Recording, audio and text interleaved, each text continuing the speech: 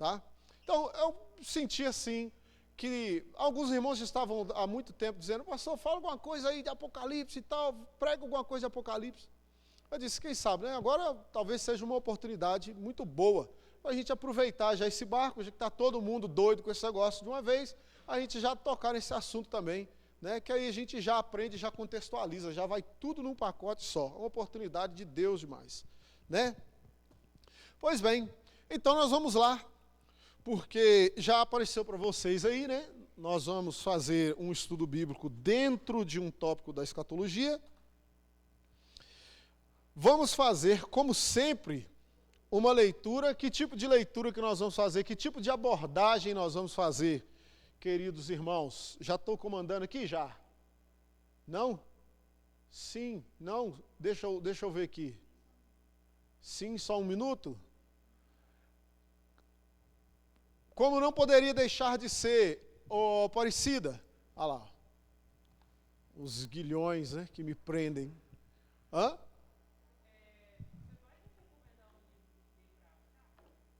É aí que tá, né? Porque na hora que você falou, aí eu achei que era tipo no sentido metafórico, que era um livro muito interessante. Aí depois eu descobri que não dava pra achar. O livro é interessantíssimo, mas realmente é um livro que não existe mais.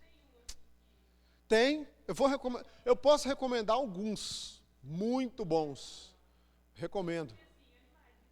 Com certeza. Olha, um que vocês já podem anotar, se chama A Bíblia e o Futuro. Tá? Esse livro é excelente demais. É Anthony Huckman, né, que é o nome do autor, não é? Anthony Huckman, que é o autor dele, Lisa? Conferem aí, depois vocês dêem uma olhada na internet aí. A Bíblia e o Futuro é uma literatura excelente. Vocês podem consultar o capítulo também que tem dentro da teologia sistemática de Luz Berkoff sobre escatologia. Lá tem o último capítulo, lá no final da sistemática, é a escatologia. Ele trata desse assunto também. Você vai encontrar alguma coisa muito bem escrita lá, tá? Basicamente esses dois já são muito bons, já dá para ter assim uma boa noção, tá? Do que a gente vai discutir aqui. Eu não vou utilizar nenhum dos dois como livro-texto. O livro-texto é esse aí que ninguém sabe como, não acha, não existe mais, é um livro esgotado, mas os outros dois também ajudam demais. Então, aí o que você faz? Você lê os outros que é facinho de encontrar, não é? E estuda esse aqui que você não acha. Né? Por isso, inclusive, que eu resolvi utilizar esse, porque você não vai achar ele, não é para comprar nem para ler. Tá? Então, aí os outros é mais fácil, tá bom? Pois bem, como sempre, que tipo de abordagem nós vamos fazer? Eu tinha dito para você, né, Aparecida? Nós vamos, então, procurar entender um pouco o dispensacionalismo. Mas nós vamos fazer uma abordagem também, e aí está também um outro diferencial. O livro que eu vou usar não é livro de autor presbiteriano, tá? É um autor confiável, a teologia confiável, a teologia dele é a mesma teologia reformada, a mesma compreensão reformada nesse sentido, mas não é presbiteriano. Então, não vai ter no livro, não há, né, no livro você não encontra referências aos nossos símbolos de fé, porque o irmão é batista, né? Era batista, então ele não alinha a sua literatura com a teologia reformada. Eu vou fazer isso, eu sou pastor presbiteriano, então eu vou fazer isso. Não é? Então, qual a abordagem que nós vamos fazer, Aparecida? Linhas brancas. Confessional. Não é? Bíblica e confessional. Ao final do nosso estudo, eu quero que fique bem claro para os irmãos algumas questões. É possível ser presbiteriano e ser dispensacionalista? Eu espero que você seja capaz de responder essa pergunta, que isso fique claro para você. Se é possível, se não é possível. 2. Se é possível, eu espero que você tenha base bíblica e confessional para você defender isso.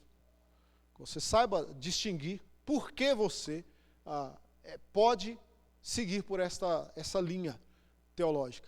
E se não, que você também tenha convicção confessional. Seja sim, seja não, é importante que você, crente presbiteriano, tenha confessionalidade naquilo que você crê. Porque a igreja presbiteriana do Brasil é uma igreja bíblica, mas é também uma igreja confessional. Entenderam isso? Isso é fundamental. Nós não somos uma igreja que crê naquilo que o pastor prega. Somos uma igreja que crê naquilo que a confissão de fé de Westminster diz. Inclusive, o que o pastor prega só pode ser aquilo que a confissão de fé de Westminster diz. Ele não está autorizado a pregar nada que ela não diga. Entende isso? Isso que significa dizer que essa é uma igreja confessional. Então, qual é a pergunta, de novo, traduzindo em outras palavras a primeira pergunta? Qual é o objetivo que eu quero com isso tudo também? É que você consiga perceber se é possível ser confessional e dispensacionalista ao mesmo tempo. É isso. Assim como nós fizemos com o comunismo, vocês se lembram? É possível ser presbiteriano e ser comunista? Nós já chegamos à conclusão. Qual é a conclusão? Não, é possível ser membro da igreja presbiteriana e ser comunista. Mas ser presbiteriano e comunista não dá, não. Não. Né? E se não dá para você ser presbiteriano, imagina, dá para ser pastor presbiteriano e comunista? Né? Aí lascou, foi tudo. Né? Então é esse exercício que a gente vai fazer sempre que possível. Tá? Porque eu acho que é isso que tem faltado muito para nós. A gente conseguir entender o que de fato o que nós estamos fazendo aqui, quando a gente passa essa porta para dentro. Não é?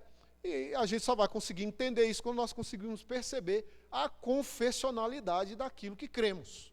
Né? Nesse sentido, nós vamos caminhando aqui então. Muito bem, o livro-texto, o nome dele é exatamente aquele ali, o pré-milenismo dispensacionalista à luz do amilenismo. Tá bom? Beleza? Por aí, ô Letícia? Se você quiser procurar, de repente você acha em algum lugar aí, um sebo, sei lá. O autor é aquele moço ali, o Harold Shelley. Tá bom? É brasileiro, tá? O nome é todo embolado, mas esse moço é brasileiro. Mas é um brasileiro, filho de estrangeiro, que estudou no estrangeiro, casou com mulher americana, mas passou a vida inteira no Brasil. Todo o ministério dele foi no Brasil e morreu no Brasil. Vamos lá. Leia para nós aí, ô Clonice, com aquela voz de arauta.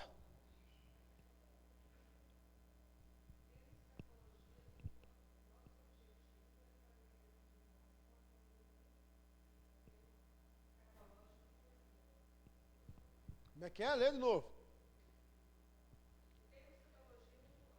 É ou não é? É muito amplo. Eu estou fazendo uma afirmação, tá? Muito amplo. Vai lá.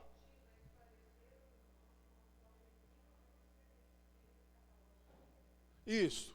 Nós queremos trabalhar com um sistema escatológico específico. Tá? Então, é só isso que nós vamos fazer. Dentro de escatologia, nós temos, por exemplo, que entender a literatura apocalíptica, que é muito ampla. Não é? Até hoje, o presbítero Everson me perguntou, nós vamos usar Mateus ou Apocalipse? Não foi a pergunta, né? Por que esse tipo de pergunta é muito interessante? Ela brota naturalmente mesmo, né?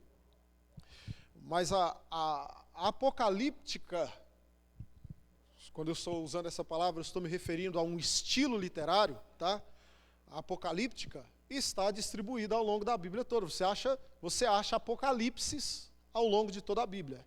Esse tipo de literatura aparece em todo o conteúdo das Escrituras, em todo o cânon praticamente, tá? Então, nós vamos trabalhar com este tipo de texto, mas não necessariamente aquele que aparece em Mateus, também. Nós vamos usar aquele que aparece talvez em Lucas, porque lá também tem. Nós vamos usar aqueles que aparecem em Apocalipse. Apocalipse é um livro caracterizado, né, acentuadamente, né, por apocalíptica. Tá? Mas nós temos isso, primeira epístola de João. Nós temos esse tipo de conteúdo. Nós temos isso em Judas. Nós temos isso nas epístolas que Paulo escreveu. Quando ele, por exemplo, o apóstolo Paulo escreve para Timóteo, diz assim, nos últimos dias sobrevirão tempos difíceis. Que tipo de literatura é esta? Que aponta ou que faz o homem pensar no que vai acontecer no final? Apocalíptica. Entende isso? Daniel é um texto, nós vamos usar muito Daniel, porque para discutir o dispensacionalismo nós precisamos demais do profeta Daniel. Muito, muito, muito mesmo. Não é? Então nós vamos usar. Entendem isso? Só para deixar claro para os irmãos como isso está bem espalhado pela Bíblia fora. Então nós vamos trabalhar com um tema, tá? Não com um texto. Nós vamos pegar esse tema e ir discutindo este tema, algumas afirmações que esse tema faz, e nós vamos abordá-lo bíblica e confessionalmente. Ok? É isso que nós vamos fazer. Hoje é só uma introdução, para a gente se ambientar, para a gente saber mais ou menos onde a gente está. Né? Você não ficar assim, lá daqui umas 3, 4 semanas, olhando para o lado, dizendo, meu Deus, onde eu vim parar, né? Então vamos lá. Qual é o tema que nós vamos discutir, que nós vamos abordar, que nós vamos dissecar, né? Na medida do possível aqui. É este ali, o Kitite.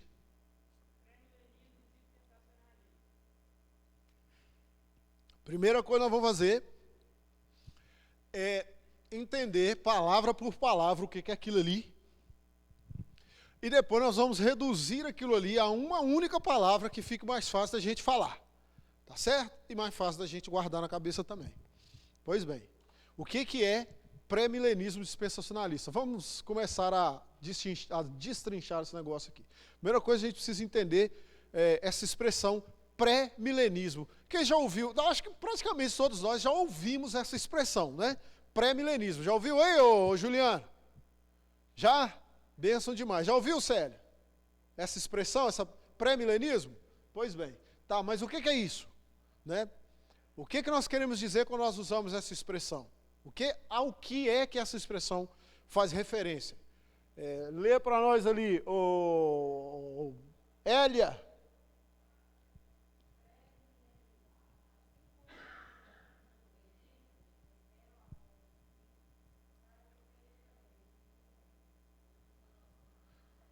Pois bem, o que quer dizer pré-milenismo?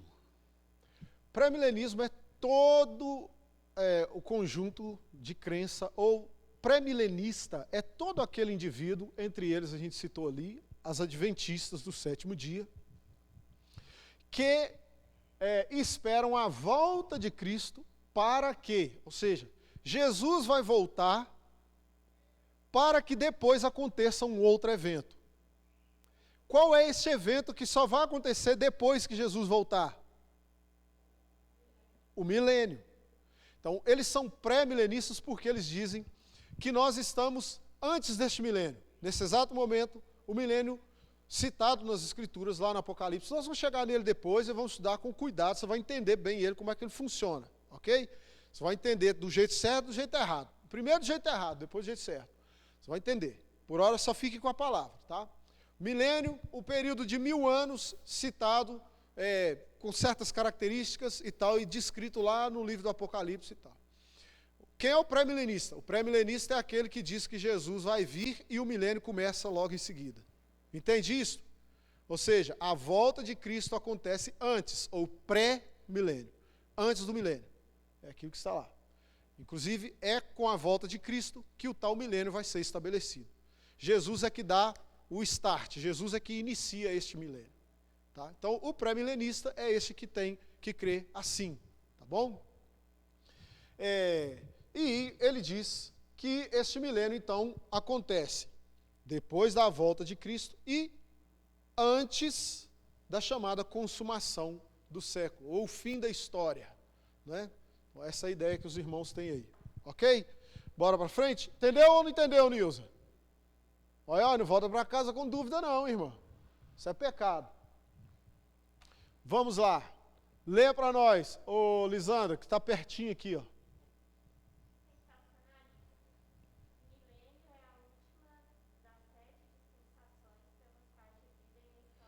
Isso. Então, eles dividem o milênio em 7 dispensações.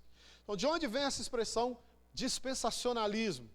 Vem dessa divisão que o indivíduo que adota essa linha, né, escatológica, essa divisão que ele faz da história bíblica. A história bíblica é dividida em 7 etapas. Vamos para usar uma palavra diferente aqui. Eles dividem em 7 etapas. Ela não é dividida. Eles dividem assim, tá bom, irmãos? Vai ficar mais fácil. Nós nunca dissemos isso. Eles é que dizem que a história bíblica está dividida em 7 partes. Qual o nome que eles dão para cada uma dessas partes? Dispensação. Entendeu aí, ô Nilza? Cada parte dessa, da história bíblica, é chamada de dispensação. Então tem a primeira dispensação, segunda, terceira, quarta, quinta, sexta. até a 7ª dispensação. Então, por que eles usavam essa expressão para se referir a porções da história bíblica? Eles ficaram conhecidos como dispensacionalistas. Beleza pura? Beleza ou não, Nelson? Tudo certo? Não volta para casa com dúvida não, hein? Então tá certo. Mas quais são essas dispensações, hein? Porque nós provavelmente nunca ouvimos falar desse negócio de maneira mais específica. Por que não? Porque você é presbiteriano, né? Mas vou deixar você, a título de conhecimento, você vai saber como é que eles fazem essas divisões aí, né? Mais ou menos aí, tá? Pois bem, então nós temos qual a primeira dispensação? É chamada de dispensação da inocência. É aquela que está registrada entre a Gênesis 1:1 e Gênesis 3:7. Ou seja, aquele período do homem antes da queda. Tá? O período pré-queda. Nós chamamos de pré-queda, né? Eles chamam isso de inocência. A dispensação da inocência. Depois, dali, até Gênesis 8:22. O que acontece de muito importante em Gênesis capítulo 8, que marca uma divisão. E realmente é um evento de proporções cósmicas. É o quê? Quem perguntou? Perguntou ou respondeu? Respondeu. Isso, exatamente. É o dilúvio, né?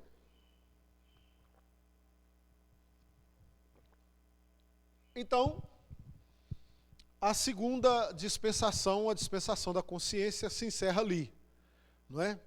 De Gênesis 3:8 até Gênesis 8:22, tá? O dilúvio, e aí, na verdade, mais propriamente falando, o pós-dilúvio, né? Até o final mesmo da história do dilúvio, quando Noé sai da arca. Acabou tudo, a arca desceu, tá certo, a terra tá seca, beleza? Ótimo, agora vamos começar a terceira dispensação. Certinho? Que começa em Gênesis capítulo 9, versículo 1 e vai até Gênesis 11:32. O que vai acontecer em Gênesis entre os capítulos 11 e 12? O que acontece? Tem uma transição ali, realmente. Tanto é que eu parei a nossa série de exposições em Gênesis, eu encerrei quando nós terminamos o capítulo 11. Vocês se lembram disso?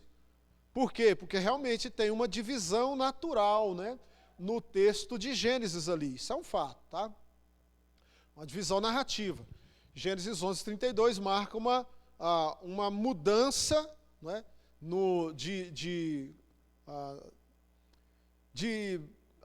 linha, vamos dizer assim, de linha de ouro, tá? Da narrativa bíblica acerca da redenção, quando o Senhor faz aquela transição de um caráter mais geral para um caráter salvífico mais específico. Gênesis 12, capítulo 1, que inaugura a dispensação da promessa, começa precisamente com o Senhor, com o texto dizendo, o que diz o texto? Exatamente, viu aí? Dispensação da promessa.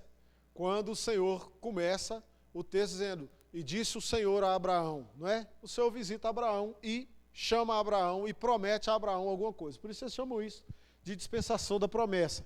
Se estende de Gênesis 12, 1 até o Êxodo 19, 25. Lá na frente. O que está acontecendo lá em Êxodo 19 afora? O povo acabou de atravessar o Mar Vermelho.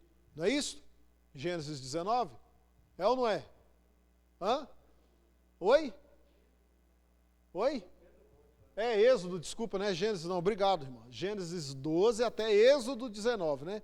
Eles acabaram de atravessar o Mar Vermelho e vão começar agora a jornada, de fato, né? Pelo deserto afora. Então, agora que eles vão começar a jornada pelo deserto, começamos com o capítulo 20, né? Eles estão lá, estão ainda nos preparativos, meio nos embrólios ainda, sobre a viagem e tal, e em Êxodo capítulo 20 o Senhor entrega a lei, né? Então agora começa a dispensação da lei, né? É assim que eles dividem isso aí. Só que a dispensação da lei é mais comprida, ela vai até Atos capítulo 2, versículo 4. Existe uma razão para isso, tá? Uma razão estranhíssima,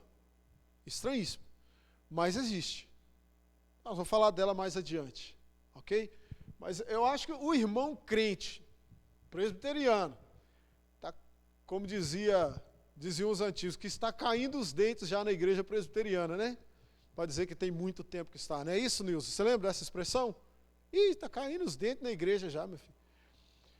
Já deve ter percebido claramente que tem um problema ali, não tem? Qual o problema que vocês veem ali em estender esse período chamado de lei até Atos capítulo 2? Qual o problema que vocês veem? Problema bíblico.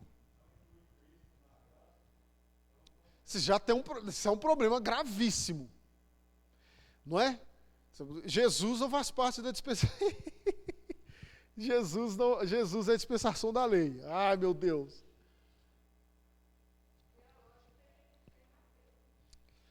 O que diz Lucas 19, 19? Acho que é isso mesmo. Abre aí. É uma lógica muito importante.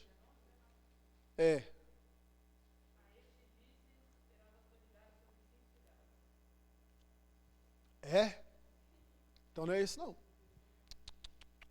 Você está lendo errado. Você vai ler errado toda vez que eu te indicar o texto errado. Deixa eu encontrar para vocês aqui, irmãos, porque na minha Bíblia viciadinha eu não erro nunca. Dá licença. Desculpe, não é 19, 19. É 16, 16. Você é disléxica, você vira os números de cabeça para baixo. É 16, 16. Agora vai ler certo, quer ver?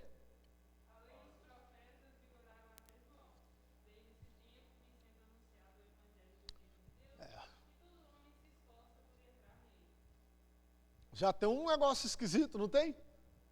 Pois é. Depois eu vou explicar para vocês por que eles estão nem aí para isso. Eles simplesmente ignoram, né, esse tipo de texto aqui. Existe uma razão, tá bom? Porque, irmãos, entendam uma coisa. Que você, presbiteriano, precisa urgentemente assimilar. Tem muito presbiteriano que tem dificuldade. Vou dizer, essa foi uma dificuldade pessoal. Eu demorei uma vida cristã.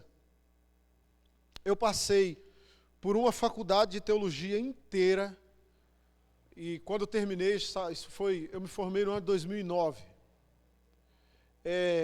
2009 já tinha, foi rápido, tinha só 6 anos de crente, porque eu entrei rápido no curso de teologia. Eu converti em 2003, 2005 eu comecei o curso, foi rápido. Mas já tinha um curso de teologia inteiro, já tinha 6 anos de igreja presbiteriana, aí depois saí, terminei o curso, fiquei uma temporada, comecei o seminário em 2012.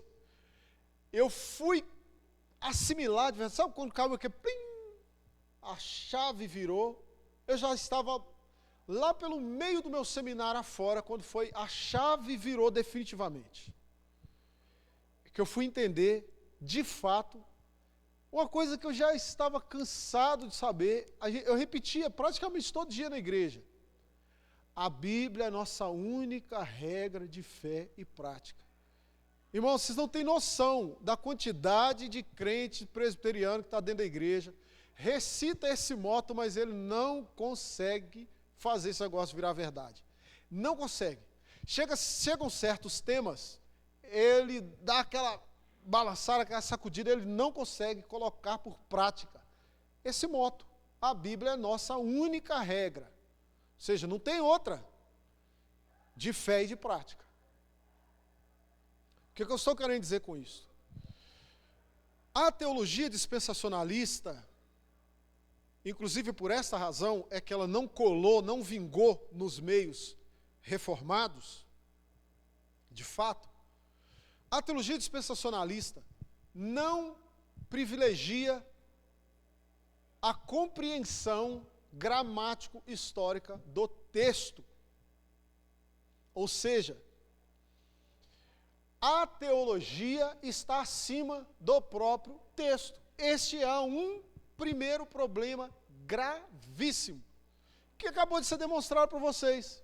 Você vai ao Evangelho de Lucas e vê Lucas dizendo: a lei e os profetas vigoraram até aqui. Pum, marcou uma divisa claríssima, não marcou?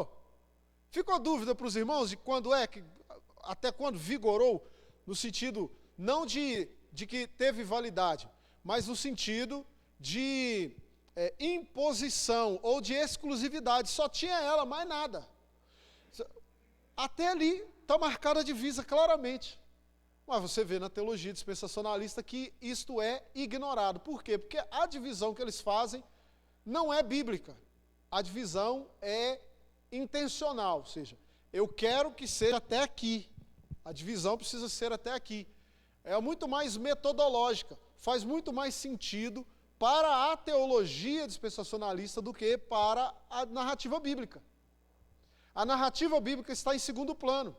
Então, onde houver necessidade de dar uma burlada, entre aspas, no que o texto diz, para a gente ir um pouquinho para lá ou um pouquinho para cá, isso vai ser feito sem constrangimento nenhum. E por que seria para nós muito difícil isso? Porque para nós a Bíblia é a regra. Então, se a Escritura diz, vai até aqui, então nós não conseguiríamos ultrapassar esse limite. Né? O presbiteriano, o reformado, de fato reformado. Essa é uma dificuldade muito grande que a gente já tem de cara, tá bom?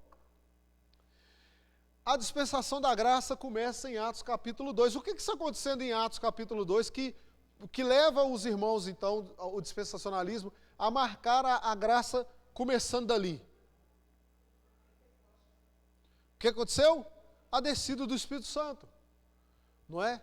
E a descida do Espírito Santo marca um evento muito, muito, muito, de novo, importante, de novo, para os irmãos dispensacionalistas.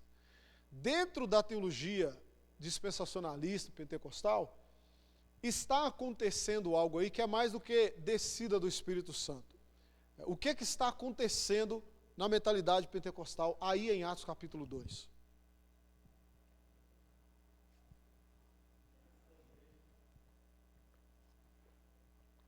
O início da igreja. O que é que a mentalidade dispensacionalista diz? Não existia igreja antes de Atos 2. Entendeu? Nós vamos, como eu disse aos irmãos, nós vamos especificar isso melhor.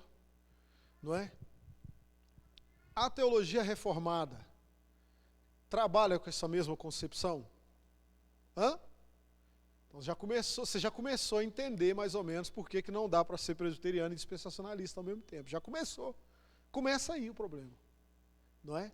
Porque quando você tem um capítulo da Confissão de Fé, cujo título é Da Igreja. Não tem? Mas lá eles vão dizer o que é a igreja do ponto de vista reformado, puritano. O que é a igreja? Eles vão fazer isso lá. Leia lá depois, você vai ver. Uma das coisas que os irmãos dizem lá Deus só tem uma igreja. E eles dizem quando foi que essa igreja começou. E não é Atos 2. A Confissão de Fé de Westminster não disse que a igreja começou em Atos 2. A Confissão de Westminster disse que a igreja começou onde, Letícia? Começou no Éden. A igreja começa em Gênesis 3, versículo 15. É lá que ela começa. É lá que o Senhor dá o evangelho ao homem. É lá, quando o Senhor já coloca no coração do homem aquela esperança, né, de que a descendência da mulher, né, o descendente da mulher iria esmagar a cabeça da serpente. É ali que a igreja começa. A igreja começa com aqueles dois membros ali. Não é? Então você já começa a perceber uma dificuldade. Se você realmente é cristão reformado, você vai ter dificuldade, já começa aqui, tá?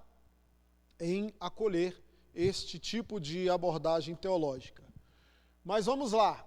Depois da graça que está aí, né, entre Atos 2 e Apocalipse capítulo 20, nós teremos a última das 7 dispensações, e 7 também é um número assim mágico, viu, irmãos? É um número importantíssimo nesse contexto aqui, não é? É a dispensação do reino milenar, que é o tal do milênio, que a gente já falou dele ali, não é? Então, e esse dispensacionalismo, então, pré-milenista. Tudo isso acontece antes do milênio. Certinho? Bênção. Pois bem, vamos adiante. Este dispensacionalismo é também chamado de dispensacionalismo futurista, né? Pré-milenista, futurista, porque esse é um acento realmente que existe na teologia dispensacionalista. Uma tendência muito forte de fazer uma leitura sempre futurista dos textos e das promessas bíblicas. Tá? Então, lê para nós lá, Morris.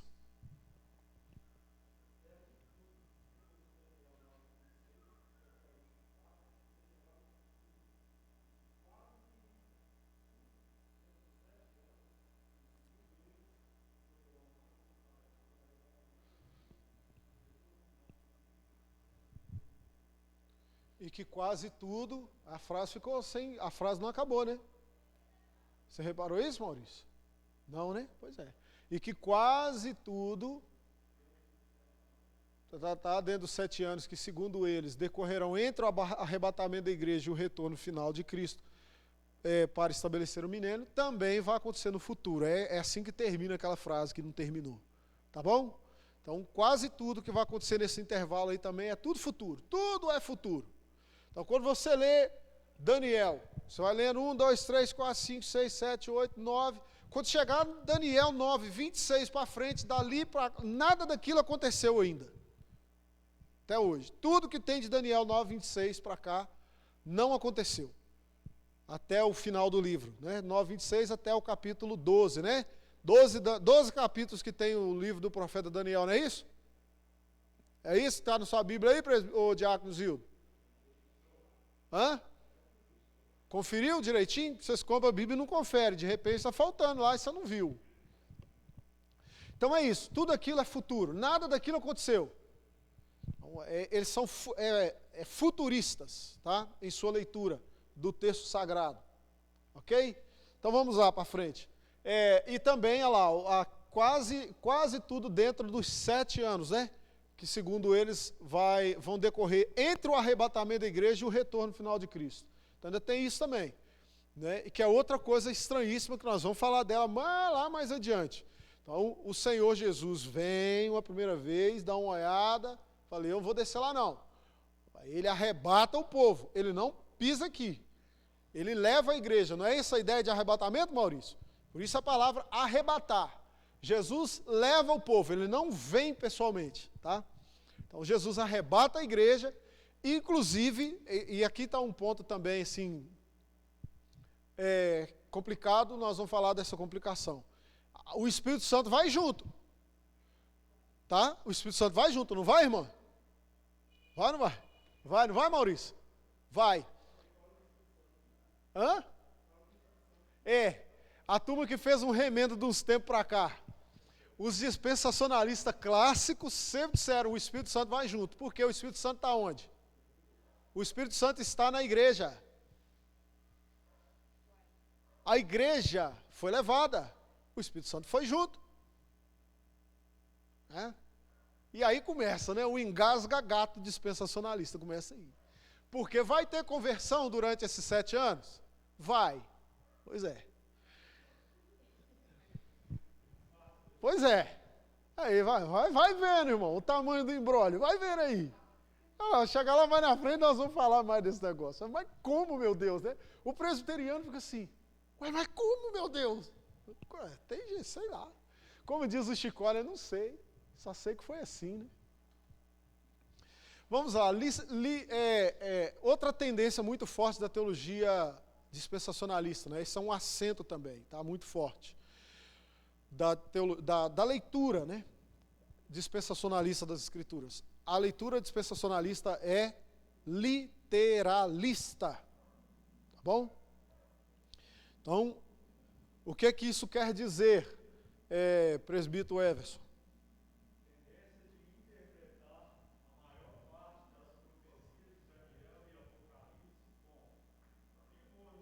Como?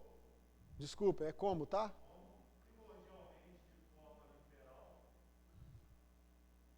Olha, tá, aí ficou pior ainda o remendo do que a rotura, né? Só um minuto. Não, peraí. Deixa eu ler esse negócio direito. Porque você não está sabendo ler. Cala a boca. O que quer dizer isso? Né? Que eles têm uma tendência de interpretar a maior parte das profecias de Daniel e Apocalipse como sendo primordialmente, não de forma, mas de caráter literal. Tá? Então, o que acontece? Quando Daniel fala lá que vai aparecer um animal que vai ter 10 chifres e não sei o que, e não sei o que. Aquele animal é um animal mesmo. E tem chifre mesmo. Só que não precisa ser um animal. Aquilo vai ser um reino de fato, com um rei de fato. E é mais ou menos assim. Eles pegam aquilo e personificam cada uma daquelas coisas. Tem que ter, por exemplo, um indivíduo que vai ser a personificação daquele bicho. Aquilo não pode ser, como a teologia apocalíptica geralmente é, algo figurado. Não é. É literal o que Daniel está dizendo. Estão entendendo a questão?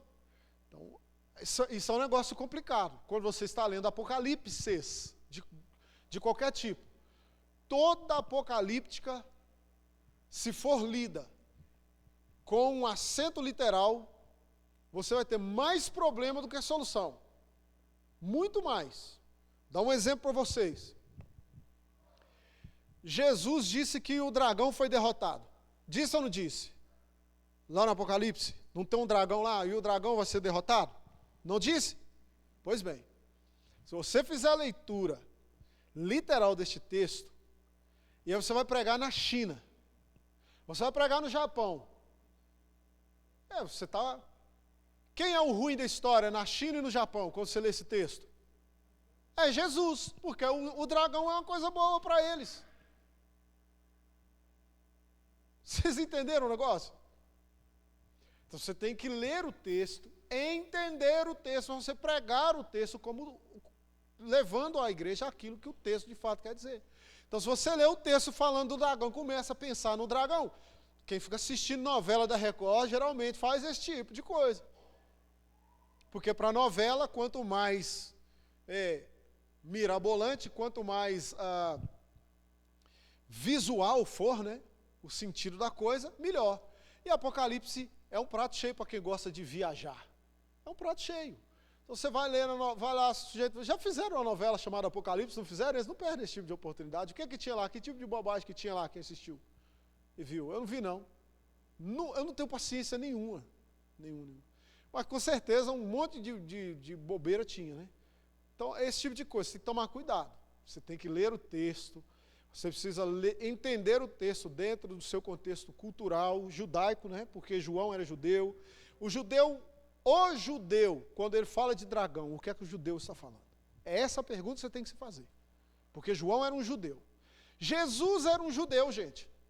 E não era um judeu moderno também não, era judeu antigo. Que também são duas coisas distintas.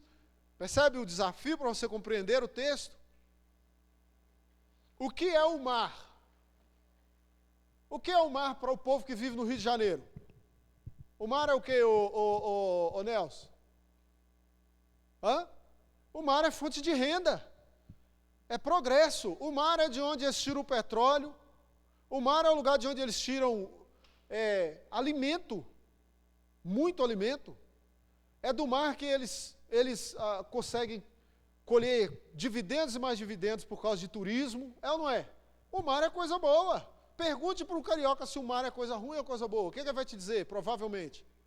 O mar é coisa boa demais. Mas para o judeu, o mar é a coisa mais terrível que existe. Nada é mais assombroso do que o mar. Está vendo? Se você não ler do jeito certo, vai dar errado. Com certeza, né? Quer dizer, parece redundância, mas para muita gente não é não. Tem gente que ainda cai nessas cascas de banana até hoje. Tá bom? Então é isso aí que você tem que tomar cuidado. É o cuidado que eles não tomam quando vão ler o texto. Eles literalizam muita coisa que não pode ser literalizada. Vi descer do céu uma cidade. Pronto. Eles vão ficar esperando a cidade aparecer. Enquanto não apareceu a cidade, Jesus não voltou. E se Jesus não levar eles na marra, eles não vão, porque a cidade não apareceu. Estão entendendo? Isso é sério, irmãos. É sério ou não é, Maurício? Me ajuda aí. É sério. É sério. Se a cidade não aparecer, eles não vão não. Me recuso. Você disse que é Jesus, cadê a cidade, né? A nova Jerusalém que você ia vir trazendo.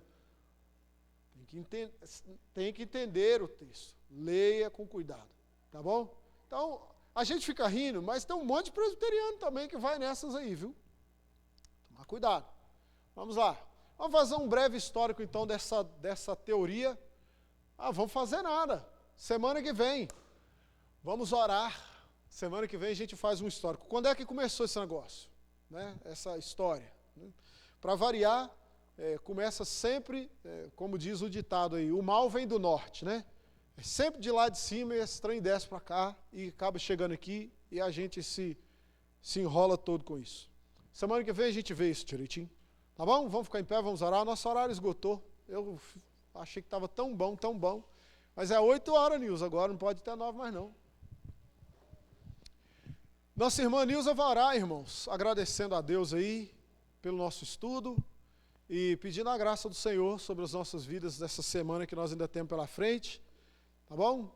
Oremos. Alguém tem, antes da Nilza orar, alguém tem algum pedido de oração específico aí, que quer aproveitar a oportunidade?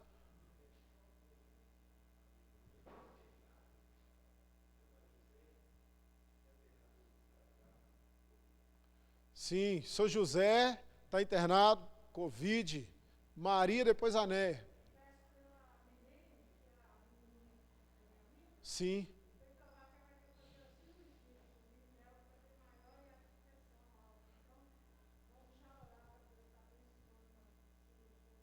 Amém. Milene, José, Milene, Néia. Sim. Amém. Bênção demais. Ok. Gustavão. Isso aí. Cristiano, Fabiano, Gustavo, José, Milene e a dona Sônia, é a última dona Sônia, é a sogra do reverendo Erivelton. Também está internada com Covid, está lá no Hospital Metropolitano. Tá bom? Do Barreiro. Vamos orar por esses irmãos e encerrar nosso estudo bíblico. Oremos.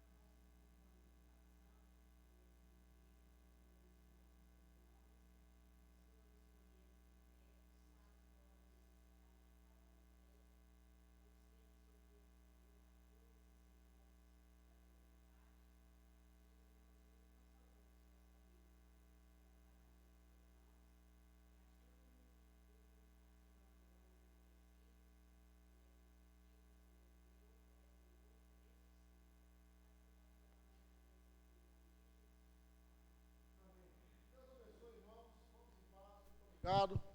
Boa semana para todos.